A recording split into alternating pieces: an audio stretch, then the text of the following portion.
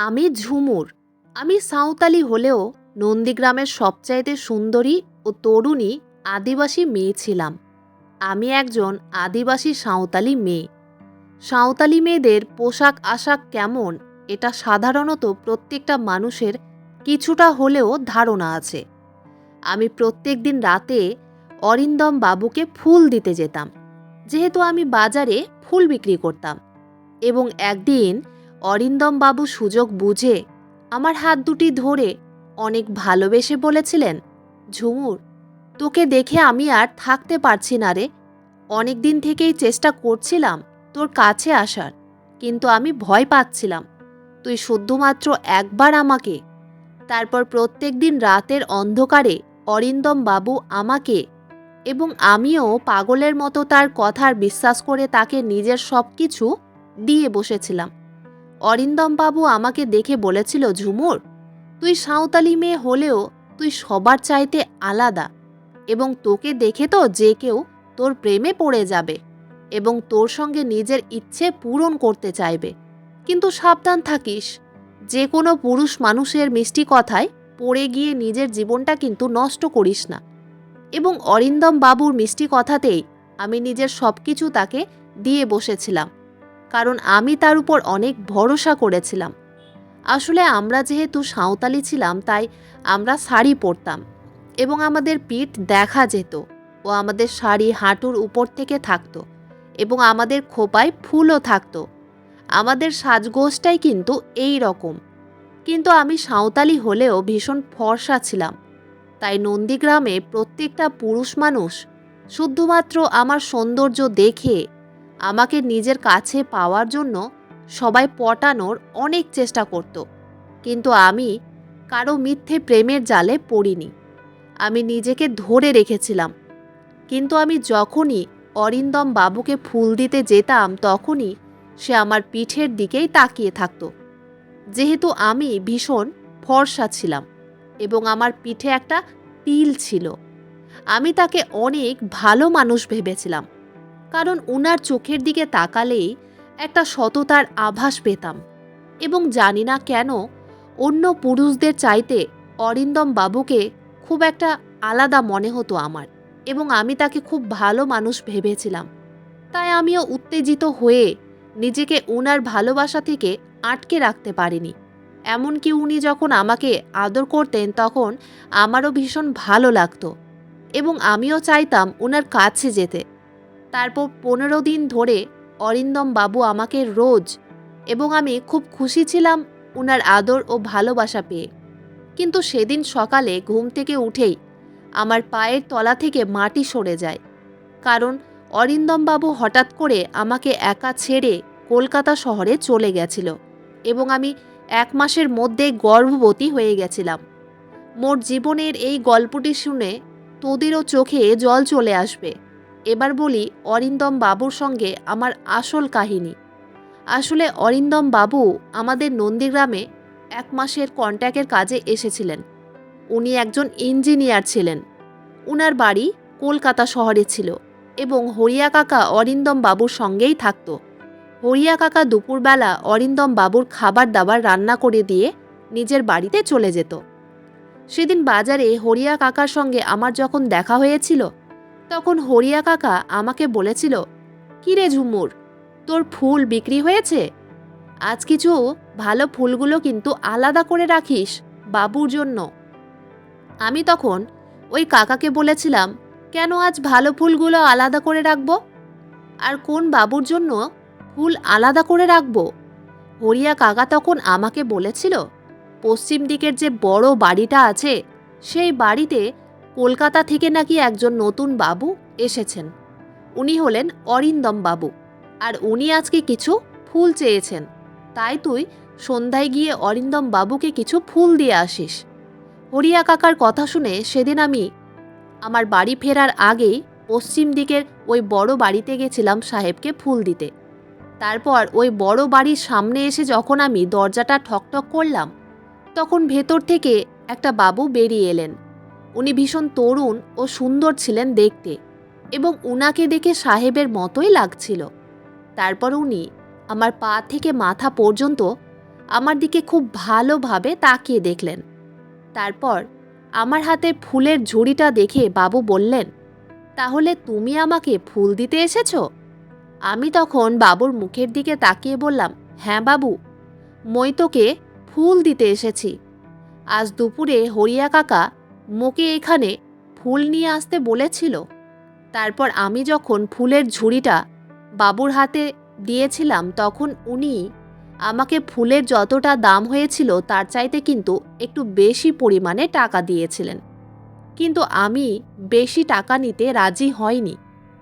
আমি যখন বেশি টাকা নিতে রাজি হয়নি তখন উনি আমার 2 হাত ধরে বলেছিলেন, এই টাকাটা রাখো, এর পরিবর্তে তুমি আমাকে আবার কাল ফুল দিতে আসবে। তারপর আমি যখন ফুল দিয়ে সেখান থেকে ফিরে আসছিলাম তখন উনি কিন্তু আমার পিঠের দিকেই তাকিয়েছিলেন। তারপর আমি চুপচাপ নিজের বাড়ি ফিরে চলে এসেছিলাম। এইভাবে প্রত্যেক দিন সন্ধ্যাবেলায় নিজের বাড়ি ফেরার আগে আমি বাবুকে ফুল দিতে যেতাম। এইভাবে প্রায় 3-4 দিন হয়ে যাওয়ার পরে বাবুর সঙ্গে আমি বেশ কথা বলতে লেগেছিলাম। আসলে আমি খুব লাজুক প্রকৃতির মেয়ে ছিলাম। আমি প্রয়োজনের বেশি কথা কারো সঙ্গেই বলতাম না। সেদিন সন্ধ্যাবেলায় যখন আমি বাবুকে ফুল দিতে যাই তখন উনি সেদিন আমাকে জানি না কেন ঘরের ভিতরে ডেকেছিলেন এবং আমি যখন বাবুর কথা শুনে ঘরের ভিতরে ঢুকে উনার হাতে ফুলের ঝুড়িটা দিয়েছিলাম তখন উনি আমাকে বলেছিলেন, দেখো ঝুমুর, আমি তোমাকে আজ কিছু কথা বলতে চাই। জানি না আমার কথা শুনে তোমার খারাপ লাগবে না ভালো লাগবে। তখন আমি বাবুকে বলেছিলাম, বাবু, তুই আমাকে কি বলতে চাইছিস সেটা নিঃসন্দেহে বলতে পারিস, আমি কিচ্ছু খারাপ মনে করব না। বাবু তখন হঠাৎ করে আমার হাত ধরে বললেন, দেখো ঝুমুর, তুমি সাঁওতালি হলেও তুমি দেখতে ভীষণ সুন্দরী এবং আমি জানি তোমাদের পোশাক পরিচ্ছদ এই রকমটাই। কিন্তু আমি তোমাকে এখন যে কথাটা বলতে যাচ্ছি সেটা বলতে আমার ভীষণ লজ্জা লাগছে, কিন্তু আমি না বলে থাকতেও পারছি না। আসলে তোমার গলায় ও পিঠে তিল আছে, যেটা দেখে কিন্তু যে কোনো পুরুষ তোমার দিকেই আকর্ষিত হয়ে যাবে। তাই তুমি গায়ে চাদর ঢাকা দিতে পারো। এটা আমি কিন্তু তোমার ভালোর জন্যই বললাম। তুমি আমার কথার কিছু খারাপ মনে করো না। সেদিন বাবুর কথা শুনে আমি তার চোখের দিকে অনেকক্ষণ তাকিয়েছিলাম এবং জানি না কেন সেদিন তার ওই কথা শুনে আমি তাকে মনে মনে পছন্দ করতে শুরু করেছিলাম এবং ধীরে ধীরে কখন যে আমাদের দুজনের মধ্যে প্রেম হয়ে যায় সেটা আমরা বুঝতেই পারিনি। এবং আমি তো নিজেকে খুব ভাগ্যবতী মনে করেছিলাম, কারণ আমার মতো একজন আদিবাসী মেয়েকে একজন সাহেব পছন্দ করেছিল। তারপর সেদিন সন্ধ্যায় যখন আমি বাবুর বাড়িতে ফুল দিতে যাই তখন বাবু আমার হাত ধরে নিজের ঘরের ভিতরে নিয়ে গেছিলেন। তারপর আমি যখন বাবুর ইচ্ছেটা বুঝতে পেরেছিলাম তখন আমি কিন্তু বাবুকে মুখ ফুটে বলেছিলাম যে, বাবু, তুই যতক্ষণ মোকে বিয়ে না করবি ততক্ষণ কিন্তু আমি এইসব কিছু করতে পারবো না। আমি জানি তুই মোকে সত্যিকারের খুব ভালোবাসিস, কিন্তু এইসব আদর ও ভালোবাসা একটা স্বামী স্ত্রীর মাঝেই হয়, কিন্তু আমি তো তোর স্ত্রী নয়। তাই যেদিন তুই মোকে বিয়ে করবি সেদিনই তুই মোকে আদর করবি। তারপর বাবু আর আমাকে কোনো দিন ওইসবের জন্য জোর করেনি। তারপর 2 দিন পরেই বাবু একদিন পণ্ডিতকে ডেকে নিজের ঘরের মধ্যেই আমাকে বিয়ে করেছিল এবং আমাকে বলেছিল আমি যাতে এই বিয়ের কথাটা এখন কাউকে না বলি। তাই বাবুর কথা মতো আমিও এই বিয়ের কথাটা আমার বাড়ির লোককেও বলিনি যে বাবু সাহেব আমাকে বিয়ে করেছিলেন। সেদিন বিয়ে করার পরে প্রত্যেক দিন অরিন্দম বাবু আমার সঙ্গে নিজের চাহিদা পূরণ করতেন, কখনো দুপুরে কখনো সন্ধ্যায়। তার যখন ইচ্ছে হতো তখন আমাকে আদর করত এবং এই কথাটা কিন্তু কেউ জানতো না।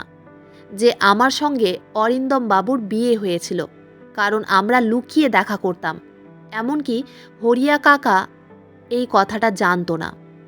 আসলে অরিন্দম বাবু আমাকে বলেছিল সে নাকি যখন শহরে ফিরে যাবে তখন নাকি আমাকেও নিজের সঙ্গে করে শহরেই নিজের বাসায় নিয়ে যাবে, এবং সেদিনই সে আমার বাবা মাকে সব কিছু সত্যি কথা বলে দিবে। তাই আমিও স্বামীর কথায় বিশ্বাস করে চুপচাপ ছিলাম। তারপর এইভাবে 20 দিন হয়ে যাওয়ার পরে সেদিন আমি যখন অরিন্দম বাবুর বাড়িতে যাই, তখন দেখি বাড়িতে একটা অনেক বড় তালা লাগা ছিল। তারপর আমি যখন হরিয়া কাকাকে অরিন্দম বাবুর ব্যাপারে জিজ্ঞেস করেছিলাম, তখন হরিয়া কাকা যা বলেছিল সেটা শুনে তো আমার পায়ের তলা থেকে যেন মাটিটাই সরে গিয়েছিল। কারণ অরিন্দম বাবু তো নিজের কাজ শেষ করে কলকাতা শহরে আবার ফিরে চলে গেছিল, এবং সে আমাকে একবারও এই কথাটা বলেনি যে সে আজকেই কলকাতা শহরে ফিরে চলে যাবে। এমনকি সে নিজের বাড়ির ঠিকানাটুকুও আমাকে বলেনি বা দেয়নি। এবং সেদিন আমার আর কিছুই বুঝতে বাকি ছিল না যে অরিন্দম বাবু আমার সঙ্গে শুধু নিজের ইচ্ছেটা পূরণ করার জন্য আমার সঙ্গে বিয়ের নাটক করেছিলেন। তার মানে উনি আমাকে কোনো দিন মন থেকে ভালোবাসেননি, শুধুমাত্র আমার শরীরটাকেই ভালোবেসেছিলেন। অরিন্দম বাবুর আমাকে ছেড়ে চলে যাওয়ার পরে আমি কিন্তু 9 মাস তার অপেক্ষায় বসেছিলাম, এবং আমি ওই সময় 9 মাসের একজন গর্ভবতী হয়েছিলাম। আমি অরিন্দম বাবুর বাচ্চার মা হতে চলেছিলাম। জানি না কেন, তাও আমার মনে একটা বিশ্বাস ছিল যে একদিন না একদিন অরিন্দম বাবু আমাকে অবশ্যই নিতে আসবেন। এদিকে গ্রামের লোকেরা তো আমার এবং আমার পরিবারের জিনা হারাম করে দিয়েছিল। আমার জাতির লোকেরা তো আমাকে ও আমার বাবা মাকে জাতি থেকে বহিষ্কৃত করেছিল। আমাকে সবাই কলঙ্কিনী বলে ডাকত। তাও আমি চুপচাপ সব কিছু সহ্য করে এটাই ভাবতাম যে একদিন অবশ্যই আমার জীবনে সব কিছু ঠিক হয়ে যাবে। 9 মাস অপেক্ষা করার পরেও যখন অরিন্দম বাবু আমাকে নিতে আসেনি, তখন আমি হরিয়া কাকার কাছে অরিন্দম বাবুর কলকাতার বাড়ির ঠিকানা নিয়েছিলাম, এবং ওই ঠিকানা নিয়ে আমি নিজের মনে সাহস করে নন্দীগ্রাম থেকে একাই কলকাতা শহরে গিয়ে অরিন্দম বাবুর বাড়িতে গিয়ে পৌঁছেছিলাম। তারপর সেখানে গিয়ে দেখি যে অরিন্দম বাবুর অনেক বড় বাড়ি, এবং সেই পুরো বাড়িটি কর্মচারীরা ফুল দিয়ে খুব সুন্দর করে সাজিয়ে তুলেছিল। আমি বুঝতে পেরেছিলাম এখানে কোনো অনুষ্ঠান হচ্ছে। তারপর আমি যখন বহুত কষ্টে বাড়ির ভেতরে প্রবেশ করলাম, তখন দেখলাম একজন ভদ্রমহিলা সবাইকে কাজের নির্দেশ দিচ্ছিলেন। তারপর উনার নজর যখন আমার উপরে পড়ল, তখন উনি আমাকে জিজ্ঞেস করলেন, এই মেয়ে, তুমি আমার ঘরে কি করছো? এবং তুমি তো 9 মাসের গর্ভবতী মনে হচ্ছে। তুমি এখানে কিসের জন্য এসেছো? তুমি কি আমার বাড়িতে কোনো কাজ করতে চাও? কিন্তু তুমি গর্ভবতী হয়ে কিছুই তো কাজ করতে পারবে না, এবং তোমার অবস্থাও তো খুব খারাপ লাগছে। তুমি কি খাবার দাবারও ঠিকঠাক খাওনি নাকি? আরে তুমি কিছু বলো। তুমি এইভাবে চুপচাপ দাঁড়িয়ে থাকলে আমি তো তোমার ব্যাপারে কিছুই জানতে পারবো না। আমি তখন ওনার সামনে হাত জোড় করে বললাম, মা, আমি অরিন্দম বাবুর সঙ্গে দেখা করতে চাই। ঠিক ওই সময় অরিন্দম বাবু উপর থেকে নিচে নামতেই আমার দিকে দেখতেই আমার সামনে এসে দাঁড়ালেন। তারপর আমি যখন 10 মাস পরে আমার স্বামীকে নিজের চোখের সামনে দেখলাম, তখন ওনার পা ধরে প্রণাম নিতে গেলাম। ঠিক তখনই অরিন্দম বাবুর মা আমার হাত ধরে বললেন, এই মেয়ে, তুই এইসব কি করছিস? আমি তখন নিজের কপাল থেকে চুলটা সরিয়ে দিয়ে বললাম, আমি অরিন্দম বাবুর স্ত্রী, এবং আমি উনার বাচ্চার মা হতে চলেছি। অরিন্দম বাবুর মা তখন আমার হাত ধরে বললেন, তোর কি মাথাটা তা খারাপ হয়ে গেছে? তোর মতো একটা সাঁওতালি মেয়েকে আমার ছেলে বিয়ে করবে? আমার ছেলের 2 দিন পরে বিয়ে আছে, তাই এই সব তামাশা একদম এখানে করবি না। তাই এখান থেকে চুপচাপ বেরিয়ে যা। তোর মতো যে কোনো রাস্তার মেয়ে এসে বলবে যে সে আমার ছেলের স্ত্রী, আর আমরা সেটা মেনে নিব? ওই সময় আমি কিন্তু অরিন্দম বাবুর চোখের দিকেই তাকিয়েছিলাম। তখন উনি আমাকে যা বলেছিলেন সেটা শুনে তো আমার পায়ের তলা থেকে যেন মাটিটাই সরে গেছিল। কারণ উনিও আমাকে বলেছিলেন, কে তুমি? আমি তো তোমাকে চিনি না। আর আমার বাড়িতে এসব ঝামেলা না করে চুপচাপ তুমি বাইরে বেরিয়ে চলে যাও, কারণ 3 দিন পরে আমার বিয়ে আছে। তারপর তারা আমাকে জোর করে বাড়ি থেকে বের করে দিয়েছিল। বাড়ি থেকে বের করে দেওয়ার পরেও আমি কিন্তু অরিন্দম বাবুর বাড়ির সামনেই বসেছিলাম। আমি কিন্তু হার মানিনি এবং তাদের আমাকে অনেকবার বলার পরেও যখন আমি সেখান থেকে কোথাও যাইনি, তখন অরিন্দম বাবুর মা আমাকে বলেছিলেন, এই মেয়ে, তুই যদি এখান থেকে না যাস তাহলে আমি কিন্তু পুলিশ ডাকব। ওনার কথা শুনে আমি কিন্তু তাও তাদের বাড়ির সামনে থেকে কোথাও যাইনি। আমি চুপচাপ ওখানেই বসেছিলাম। তারপর অরিন্দম বাবুর মা যখন পুলিশ ডেকে আমাকে পুলিশের হাতে দিয়েছিলেন, তখন আমি পুলিশকে কিন্তু সব কিছু সত্যি কথা বলতে বাধ্য হয়েছিলাম যে আমার সঙ্গে 10 মাস আগেই অরিন্দম বাবুর সঙ্গে আমার বিয়ে হয়েছিল। তারপর পুলিশ যখন আমার অসুস্থ শরীর দেখে আমাকে একটা সরকারি হাসপাতালে নিয়ে যায়, সেই হাসপাতালের একটা নার্স আমার অনেক সাহায্য করেছিল। এমনকি ওই সেবিকা পুলিশকে গিয়ে বলেছিল কিছুদিনের মধ্যেই কিন্তু আমার বাচ্চা হবে এবং ওই বাচ্চার ডিএনএ ও অরিন্দম বাবুর ডিএনএর সঙ্গে টেস্ট করলেই কিন্তু সব কিছু সত্যি কথা প্রমাণ হয়ে যাবে। তা সত্ত্বেও কিন্তু অরিন্দম বাবু আমাকে গ্রহণ করতে রাজি ছিলেন না। এমনকি অরিন্দম বাবু তো আমার সামনেই পুলিশকে বলেছিলেন, আমার এই সাঁওতালি মেয়েটাকে দেখতে ভালো লেগেছিল, তাই আমি নিজের চাহিদা ওর সঙ্গে পূরণ করেছিলাম। তার মানে তো এই নয় যে আমি একজন সাঁওতালি মেয়েকে নিজের বাড়ির বউ করব। তারপর পুলিশে যখন আমার কথায় বিশ্বাস করে অরিন্দম বাবুকে আমার সামনেই তাকে জেলে ভরার হুমকি দিয়েছিল, তখন আমি পুলিশের পা ধরে বলেছিলাম, বাবু, দয়া করে মোর স্বামীকে কোনো শাস্তি দেবেন না। ওটা মোর স্বামী। আমি আমার স্বামীকে কোনো কষ্ট দিতে পারবো না। তা সত্ত্বেও কিন্তু অরিন্দম বাবু আমাকে গ্রহণ করতে রাজি ছিলেন না।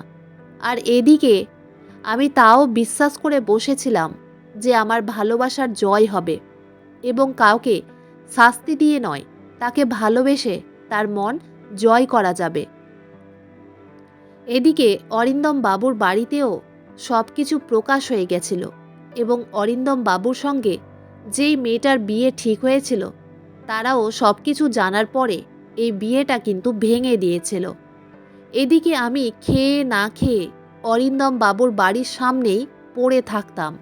তারপর সেদিন আমার যখন অনেক পেটে ব্যথা হয়, তখন জানালা দিয়ে কিন্তু অরিন্দম বাবুর মা সব কিছুই দেখছিলেন এবং আশেপাশের কিছু মহিলারা আমার খুব সাহায্য করেছিল। তারপর ওই সময় আমি যখন আমার বাচ্চাটাকে জন্ম দিচ্ছিলাম, তখন অরিন্দম বাবুর মাও আমার কষ্ট দেখে নিজেকে আর সামলে রাখতে না পেরে আমার পাশে এসে আমার মাথায় হাত বুলিয়ে আমার হাত ধরে আমাকে সাহস দিয়েছিলেন এবং সেদিন আমি অরিন্দম বাবুর বাড়ির সামনেই কন্যা সন্তান জন্ম দিয়েছিলাম। এবং সেদিন আমার শাশুড়ি মা তার ছেলেকে ঘরের ভেতর থেকে টেনে নিয়ে এসে বলেছিলেন, এত ভালোবাসা আর কোনো মেয়ের কাছ থেকে তুই পাবি না। এই মেয়েটা তোকে অনেক ভালোবাসে এবং বুকে জড়িয়ে নে তোর কন্যা সন্তানকে, কারণ তুই না মানলেও ওটা তোর সন্তান, তাই তাদেরকে আর কষ্ট দিস না। আমার বৌমা এবং আমার নাতনিকে গ্রহণ করে ঘরের ভিতরে নিয়ে চল। কারণ ঝুমুরের জায়গায় যদি অন্য কোনো মেয়ে থাকতো তাহলে আজ তোকে কিন্তু জেলে ভরে দিতে পারতো, কিন্তু ঝুমুর সেটা করেনি। কারণ ও তোকে ভীষণ ভালোবাসে, আর আমিও একজন মহিলা, তাই আমি ওর কষ্টটা বুঝতে পারি। তারপর সেদিন মোর স্বামী তার মায়ের কথা শুনে আমাকে ও আমার মেয়েকে অনেক ভালোবেসে ঘরের ভিতরে নিয়ে গেছিল। এখন আমি আমার স্বামী ও তার পরিবারকে পেয়ে অনেক খুশি, এবং আমার শাশুড়ি মা আমাকে অনেক ভালোবাসেন। আজ আমার মেয়ে 1 বছরের হয়ে গেছে, এবং আমি আমার পরিবারের সঙ্গে অনেক সুখে আছি। এই যুদ্ধে আমি জয়ী হয়েছি শুধুমাত্র ভালোবেসে, লড়াই করে নয়। তাই বন্ধুরা, আজকের গল্পটি এখানেই শেষ করছি। গল্পতে কোনো ভুল ত্রুটি থাকলে ক্ষমা করে দিবেন। গল্পটি ভালো লাগলে অবশ্যই লাইক, শেয়ার, সাবস্ক্রাইব করতে ভুলবেন না। ধন্যবাদ।